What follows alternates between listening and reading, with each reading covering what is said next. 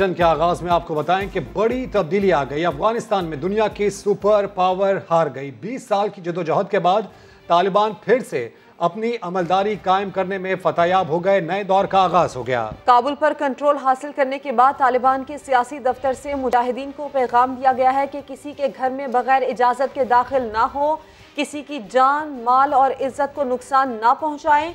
दूसरी जानिब काबुल एयरपोर्ट पर अफरा तफरी मच गई। अमरीकी हवाई जहाज के करीब आने वालों पर अमरीकी फौज ने फायरिंग कर दी, जिससे 5 अफराद मारे गए।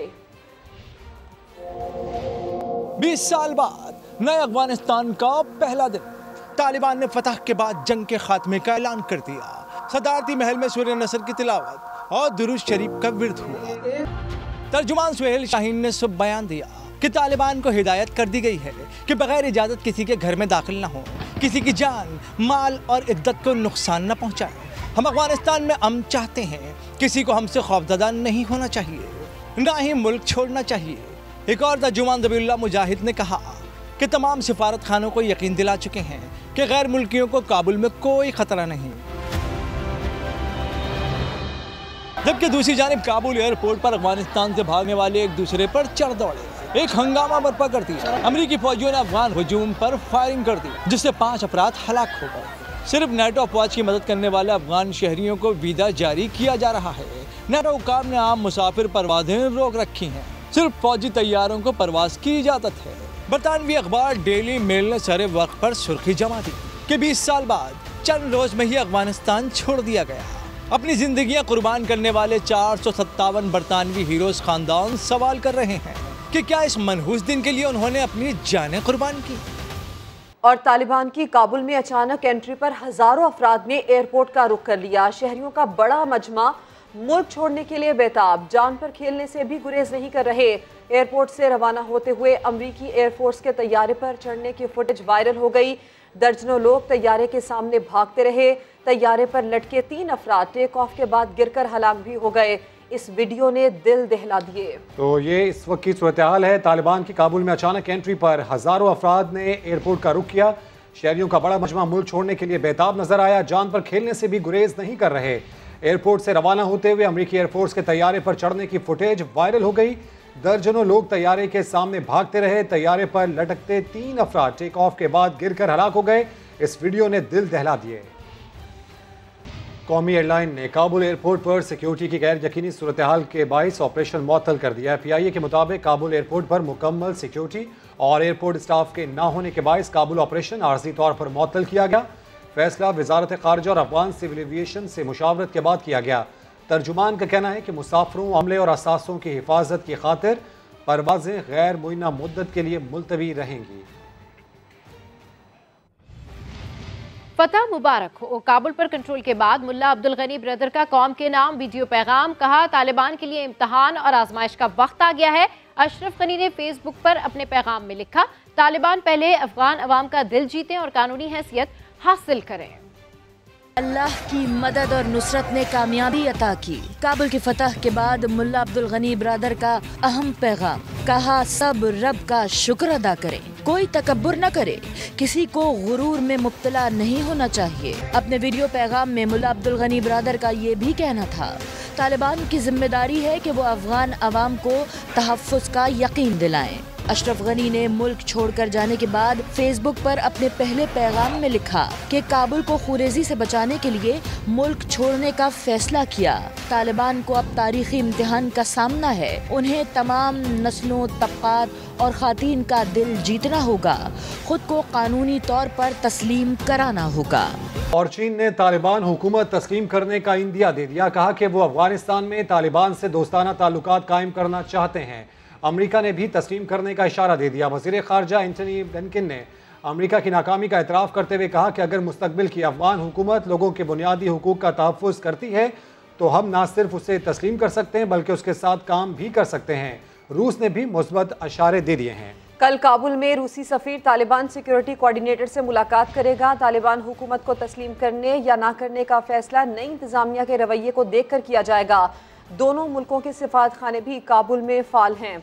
आपको इसके साथ साथ ये भी बताते चलें कि अमेरिका ने भी तस्लीम करने का तालिबान की हुकूमत को इशारा दिया है। इसके साथ साथ चीन ने भी तालिबान हुकूमत को तस्लीम करने का इंदिया दिया है। कल काबुल में रूसी सफ़ीर तालिबान सिक्योरिटी कोऑर्डिनेटर से मुलाकात करेगा। तालिबान हुकूमत को तस्लीम करने या ना करने का फैसला नई इंतजामिया के रवैये को देख कर किया जाएगा। अफगानिस्तान में ज़हनी गुलामी की जंजीरें तोड़ दी गई हैं। वज़ीर आज़म इमरान खान का कहना है कि दूसरी कौम के कल्चर को अपनाना ज़हनी गुलामी है। इस्लामाबाद से तकरीब से खिताब में वज़ीर आज़म ने क्या कहा, आपको दिखाते हैं। जब आप ज़हनी गुलाम बनते हैं तो ये याद रखें, असल गुलामी से ज्यादा बुरी ज़हनी गुलामी है। ज़हनी गुलामी की जंजीरें तोड़ना ज्यादा मुश्किल होता है। जो अभी अफगानिस्तान में गुलामी की जंजीरें तो तोड़ दी उन्होंने, लेकिन जो ज़हनी गुलामी की जंजीरें वो नहीं टूटती। वो जो कपड़े पहनते हैं आपको वो पहनने पड़ते हैं, उनके सारे फैशन आपको अपनाने पड़ते हैं, क्योंकि आप समझते हैं वो बेहतर है आपसे। और कभी भी एक गुलाम बड़े काम नहीं कर सकता, एक गुलाम ज़हन, क्योंकि दुनिया में जो ऊपर जाते हैं वो सिर्फ इनोवेशन या ओरिजिनल थिंकिंग जाती है। और पड़ोसी मुल्क में बड़ी तब्दीली, वजीर आज़म इमरान खान की ज़ेर सदारत कौमी सलामती कमेटी का अहम इजलास कुछ देर में शुरू होने वाला है। National security adviser Moeed Yusuf कहते हैं अफगान सूरत हाल पर गहरी नज़र रखे हुए हैं। इसी पर अपडेट्स हासिल करेंगे समा के नुमाइंदे अब्बास शब्बीर से। अब्बास, मजीद क्या कहना था नेशनल सिक्योरिटी एडवाइज़र का? देखें, एक अहम इजलास इस कुछ ही देर बाद वज़ीर आज़म इमरान खान की ज़ेर सदारत होगा। कौमी सलामती कमेटी के इजलास में शिरकत के लिए अरकान की आमद का सिलसिला शुरू है। वज़ीर ख़जाना शौकत तरीन, वफ़ाकी वज़ीर इत्तलात फवाद चौधरी, वफ़ाकी वज़ीर दाखिला शेख रशीद और वज़ीर ख़ारजा शाह महमूद कुरैशी वज़ीर आज़म हाउस पहुँच चुके हैं। अस्करी हुकाम भी इस वक्त वज़ीर आज़म हाउस में मौजूद है। इस इजलास में अफगानिस्तान की बदलती सूरत हाल और अफगानिस्तान की जो करंट सूरत हाल है उस पर इस इजलास को ब्रीफ किया जाएगा।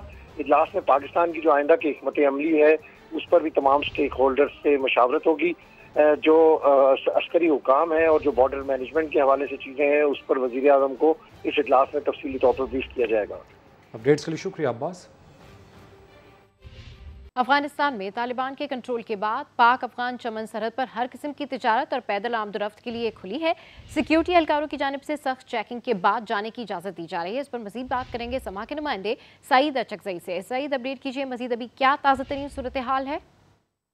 जी बिल्कुल, अफ़गानिस्तान में इक़्तिदार की मुंतकिली के बाद वहाँ पर तालिबान के मुकम्मल कंट्रोल के बाद चमन पाक अफगान बॉर्डर जो है वो हर किस्म के आमदरफ्त और तजारत के लिए बिल्कुल मुकम्मल तौर पर खोल दी गई है। और इस वक्त बड़ी तादाद में जो मुसाफिर है वो अफ़गानिस्तान से पाकिस्तान आ रहे और पाकिस्तान से जो बड़ी तादाद में मुसाफिर है वो अफ़गानिस्तान जा रहे हैं। यहाँ पर बॉर्डर पर हमने ऐसे फैमिलीज़ भी देखे हैं जो कि अफ़गानिस्तान में उनके जो रिश्तेदार है वो कोई 10-15 साल से गए थे, लेकिन अभी तक उनका कोई आता पता नहीं है। दूसरी जानिब पाक अफगान सरहद पर सिक्योरिटी के सख्त तरीन इंतजाम किए गए। सिक्योरिटी एहलकारों की जानिब से मुकम्मल जो सफरी दस्तावेज़ात है उनको चेक करने के बाद उनको पाकिस्तान आने या पाकिस्तान से वापस जाने की इजाज़त दी जा रही है। और सरहद पर बदस्तूर जो इजाफी सिक्योरिटी के एहलकार है वो बदस्तूर तैनात है। जी, अपडेट करने के लिए शुक्रिया सईद अचकज़ई। आगे बढ़ते हैं। वज़ीर आज़म इमरान खान का कहना है कि क़याम पाकिस्तान के वक्त यकसा निज़ाम तालीम राइज ना करके बहुत बड़ा जुल्म किया गया। इंग्लिश मीडियम, उर्दू मीडियम और मदारिस की तालीम की वजह से आज मुआशरा तकसीम का शिकार है। हम एक कौम बनाएंगे।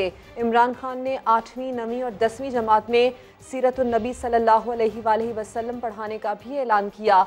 ये भी कहा कि अक़लियती कम्युनिटी के बच्चों को उनके मज़ाहिब की तालीम दी जाएगी। जब हम आज़ाद हुए तो जो सबसे बड़ा हमने अपने मुल्क में जुल्म किया वो ये कि हमने एक निसाब नहीं लेके आए। आज ये हालात हुए कि इंग्लिश मीडियम स्कूल बढ़ गए, जो डिविजन्स थी, तकसीम थी, वो भी बढ़ गई। तकरीबन 8 लाख बच्चे इंग्लिश मीडियम स्कूलों में जाते हैं। दूसरी तरफ उर्दू मीडियम 3.25 करोड़ बच्चे इंग्लिश मीडियम में जाते हैं और दीनी मदरसों में 26 लाख बच्चे जाते हैं। उनकी सोच मुख्तलिफ है, उनका कल्चर मुख्तलिफ है। ये वाकई एक पहला कदम है। स्टेटस को के लोग होंगे वो पूरी कोशिश करेंगे, लेकिन जो कामयाबी का राज है कि जब आप बड़ा कदम उठाते हैं तो आप किश्तियां जुला के उस तरफ जाते हैं। हम अब ये इस मुल्क को एक कौम बनाएंगे। हमने फैसला किया है कि 8, 9 और 10 क्लासेस में सीरत नबी पढ़ाई जाएगी। इसको अगले 5-6 महीने के अंदर इसको डिस्कस करके और ये सीरत नबी का आप प्लीज इसको फोर्स करें। तालीम सिर्फ काफी नहीं है, उसके साथ इंसानियत और एथिक्स जरूरी है, और ये फिर हमें बचाएगा भी। जो जाहिल लोग दीन का नाम लेकर लोगों को साथ मिला लेते हैं, उनसे भी हम आजाद हो जाएंगे। वो लोग जो दीन को इस्तेमाल करते हैं अपनी जात के लिए, पैसा बनाने के लिए, पॉलिटिक्स के लिए, जितने भी पाकिस्तान में अक़लियतें हैं, उनको भी हम कह रहे हैं कि उनके भी अपने दीन पढ़ाए जाएं, क्योंकि सारे अल्लाह के जो दीन दुनिया में अल्लाह ने पैगंबर भेजे थे, वो सारों की बुनियाद इंसानियत है। दूसरी जानिब सिंध हुकूमत ने विफाक के यकसा निसाब का फैसला मानने से इनकार कर दिया। सूबाई वज़ीर तालीम सरदार शाह कहते हैं सिंध का अपना टेक्स्ट बुक बोर्ड और निसाब कमेटी मौजूद है। फेडरल मिनिस्टर शफकत महमूद साहब से हमारी बात हुई थी। मैंने उस वक्त भी ये बात रखी थी, जब 2 साल पहले की मैं बात कर रहा हूँ, कि मैंने उनको कहा कि भाई हम जो साइंस के सब्जेक्ट्स हैं वो तो पूरे पाकिस्तान में एक जैसे हो सकते हैं, हम पढ़ा सकते हैं, अगर वो क्वालिटी के हैं हम समझते हैं तो हम उसको अडॉप्ट कर सकते हैं। मगर जितने हमारे आर्ट के सब्जेक्ट हैं, जैसे पाकिस्तान स्टडीज़ हम पढ़ाते हैं, इंग्लिश पढ़ाते हैं, दूसरे सब्जेक्ट पढ़ाते हैं, वो हम इलाकाई उसमें नसाब होना चाहिए। पंजाब को अपना राइट होना चाहिए, केपी को अपना होना चाहिए, बलूचिस्तान को अपना हक होना चाहिए। वैसे एजुकेशन प्रोविंशियल सब्जेक्ट है, फेडरल नहीं है। नसाब खुद वो प्रोविंशियल सब्जेक्ट है। हमारे पास अपना टेक्स्ट बुक बोर्ड बना हुआ है, हमारा अपना करिकुलम काउंसिल बनी हुई है। कोरोना के वार थमने का नाम नहीं ले रहे। मजीद 72 मरीज दम तोड़ गए। 3669 नए केसेस रिपोर्ट हुए। मुस्बत केसेस की शरह 6.8% रही। NCOC के मुताबिक 24 घंटे के दौरान सिंध में 26, पंजाब में 25 और खैबर पख्तूनख्वा में 14 मरीज दम तोड़ गए। इस्लामाबाद में 3, बलूचिस्तान और GB में 1-1 और आज़ाद कश्मीर में 2 अमवात हुई। मजमूई अमवात की तादाद 24,478 तक पहुँच गई। इस वक्त मुल्क में 88,588 अफराद कोरोना का शिकार हैं। 5,216 अस्पतालों में ज़ेर इलाज हैं। अब आपको ये बताएं, समा पर ज़ुहैब हसन के तहलका खेज इंटरव्यू के बाद नाजिया हसन के भाई और साबिक शौहर के दरमियान कानूनी जंग शुरू हो गई। ज़ुहैब हसन के इल्जामात पर मिर्जा इश्तियाक बेग ने 1 अरब हर्जाने का नोटिस भेज दिया। नाजिया ने कहा था कि जब ये इसके साथ रह रही थी तो इसने कोई आर्सेनिक के इसको खाने में डाल के या इसको डाल के दिया है। अब ये मुझे नहीं पता, ये नाजिया की अपनी टेस्टिमोनी है, उसके अंदर क्लियरली लिखा हुआ है। पाकिस्तान की मारूफ पॉप गुलकारा नाजिया हसन की मौत कैसे हुई? नाजिया की मौत के 21 साल बाद भाई ज़ुहैब हसन के इल्जामात के बाद कानूनी जंग का आगाज हो गया। नाजिया हसन के साबिक शौहर मिर्जा इश्तियाक बेग ने ज़ुहैब हसन को 1 अरब रुपए हर्जाने का नोटिस भेज दिया। ज़ुहैब हसन ने समा को इंटरव्यू में ये भी दावा किया था कि नाजिया ने वफात से पहले ही तलाक ले ली थी। नाजिया ने मुझे कहा था, बड़े दुख से उसने कहा ज़ुहैब इसने मुझे इतना दुख दिया है और मैं मरने वाली हूँ, मगर मैं मरने से पहले मैं इससे डिवोर्स करके जाऊँगी, मैं तलाक लेके जाऊँगी, बिकॉज इस आदमी ने जितना दुख और दर्द मुझे और मेरे माँ बाप को दिया है किसी बंदे ने नहीं दिया। भेजे गए नोटिस में नाजिया हसन की मौत से मुताल्लिक ज़ुहैब हसन के इल्जामात को गुमराह कुन करार दिया गया है और कहा गया है कि नाजिया की मौत की वजह कैंसर के सिवा कुछ और नहीं थी। बेबुनियाद इल्जामात का मकसद महज रकम बटोरना है। इल्जामात लगाकर सनतकार मिर्जा इश्तियाक बेग की साख को नुकसान पहुँचाया गया। आगे बढ़ते हुए आपको बताएं कि लार्ज स्केल मैन्युफैक्चरिंग 16 साल की बुलंद तरीन सतह पर पहुंच गई। मुशीर तिजारत अब्दुल रज़ाक दाऊद कहते हैं कि बड़ी सनतों की पैदावार में 14.85% इजाफा हुआ। हुकूमती पॉलिसीज़ की बदौलत सनती पैदावार बढ़ना शुरू हुई। टेक्सटाइल, फूड, बेवरेजेस, तंबाकू और पेट्रोलियम सेक्टर की पैदावार में इजाफा हुआ। गाड़ियों, फार्मास्यूटिकल्स, केमिकल, खाद, मिनरल मसनूआत की पैदावार भी बढ़ गई। लोहे और स्टील की पैदावार में भी इजाफा हुआ है। और पब्लिक के ज़ेर इस्तेमाल आने वाली तमाम एप्लीकेशंस फाल कर दी गई हैं। डाटा सेंटर को अपडेट करने के हवाले से FBR ने वजाहत जारी कर दी है। FBR के एलामिये के मुताबिक तमाम एप्लीकेशंस आसानी के साथ चल रही हैं। फाल करदा एप्लीकेशंस में FBR वेबसाइट, पेसिस वेबसाइट शामिल हैं। इसके अलावा EFBR website, iris website, AJK iris website भी फाल हो गई हैं। IMS web service, PRA web service और टैक्स आसान मोबाइल एप्लीकेशंस तक भी सार्फिन की रसाई मुमकिन होगी। कराची में निजी सिक्योरिटी कंपनी की कैश वैन से 20 करोड़ 50 लाख रुपए लूटने का वाकया। मुलजिम ड्राइवर के मोबाइल फ़ोन पुलिस ने तहवील में ले लिए हैं। अपडेट्स हासिल करेंगे समा के नुमाइंदे शाहनवाज अली कादरी से। शाहनवाज, क्या बताना है पुलिस हुकाम का, कोई कामयाबी अब तक उन्हें मिली? देखिए बिल्कुल कराची का इलाका है मीटर दर, जहां कैश वैन से 20 करोड़ 50 लाख रुपए चोरी किए गए थे। वारदात में एक से ज्यादा अफराद के मुलविस होने के शवाहिद मिल गए हैं। तफ्तीशी काम बताते हैं कि वारदात में मुलविस तमाम अफराद की निशानदही कर ली गई है, जबकि मुलजिम ड्राइवर के पास जो तस्दीकी सर्टिफिकेट था उससे भी जो है जाली थानेदार के दस्तखत निकले हैं। गुलिस्तान जौहर से ये सर्टिफिकेट जारी किया गया था।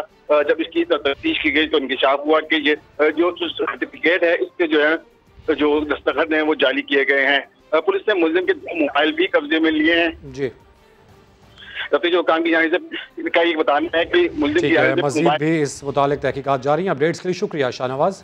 सिंध में 19 अगस्त के बाद स्कूल खुलेंगे या नहीं, इसका फैसला कल होगा। मज़ीद जान लेते हैं समा के नुमाइंदे संजय साधवानी से। संजय, क्या इतलात हैं इस मुतालिक? जी बिल्कुल, 19 अगस्त के बाद सिंध में स्कूल तालीमी इदारे खुलेंगे या नहीं, इसका फैसला कल होने वाले स्टीयरिंग कमेटी के इजलास में होगा। महकमा तालीम ने कल स्टीयरिंग कमेटी का इजलास बुलाया है, जिसमें निजी और सरकारी तालीमी इदारों की इंतजामिया शरीक होगी। इसके अलावा वजीर तालीम जो आज वज़ीर-ए-आला सिंध और महकमा सेहत से मुशावरत करेंगे। कोरोना की शरह मुस्बत के देख कर फैसला किया जाएगा।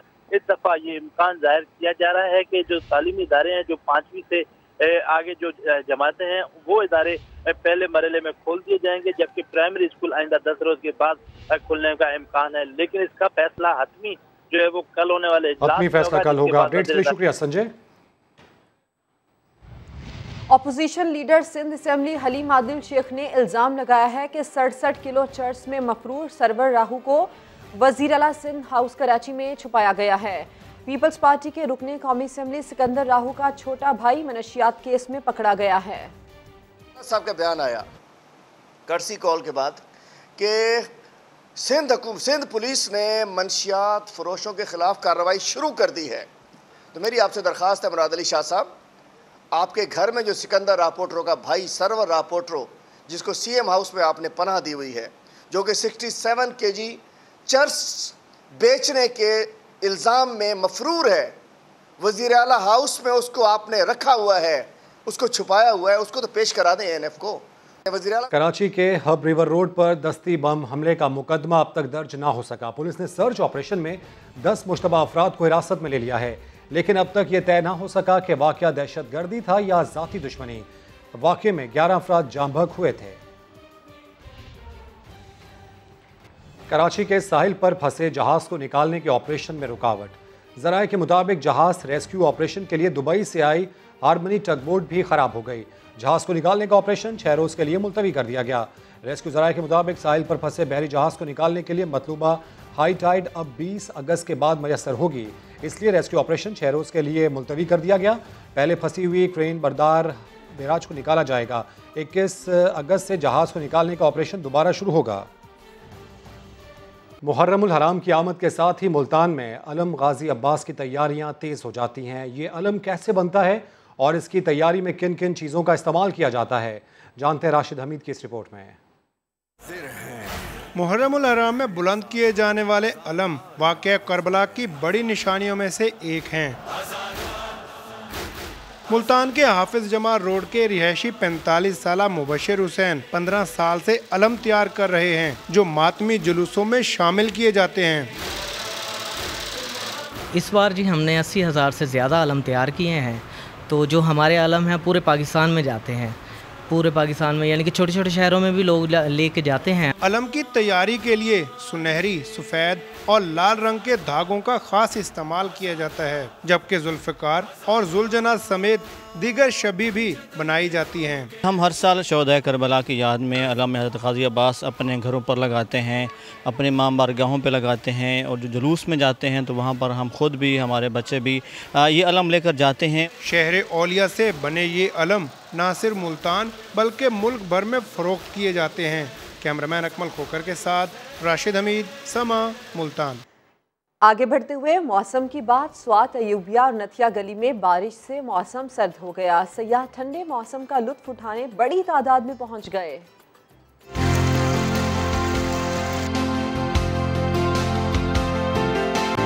नथिया गली, अयूबिया, ठंडियानी में वक्फे से बारिश। सयाहों के मजे आ गए, बारिश में घुड़सवारी की। चेयरलिफ्ट की सैर ने लुत्फ दुबाला कर दिया। यहाँ ग्रीनरी है, यहाँ हल्की हल्की सी बारिश हो रही है और फॉग और बादल आए हुए हैं और ऐसा लग रहा है जैसे हम लोग बादलों में चल रहे हैं। गलियात डेवलपमेंट अथॉरिटी के मुताबिक लैंड स्लाइडिंग के खतरात हैं, सयाह एहतियात करें। उधर सवात की वादी मालम जब्बा में भी बादल जमकर बरसे। वादी का हुस्न मजीद निखर गया। सयाहों ने सुहाने मौसम में खूबसूरत नज़ारों के खूब मजे लिए। तो आप आए पाकिस्तान की ब्यूटी एक्सप्लोर करें, पाकिस्तान विजिट करें। महकमा मौसमियात के मुताबिक अयूबिया और सवात के मुख्तलिफ इलाकों में बारिश का सिलसिला वक्फे वक्फे से आइंदा 24 घंटे तक जारी रहेगा।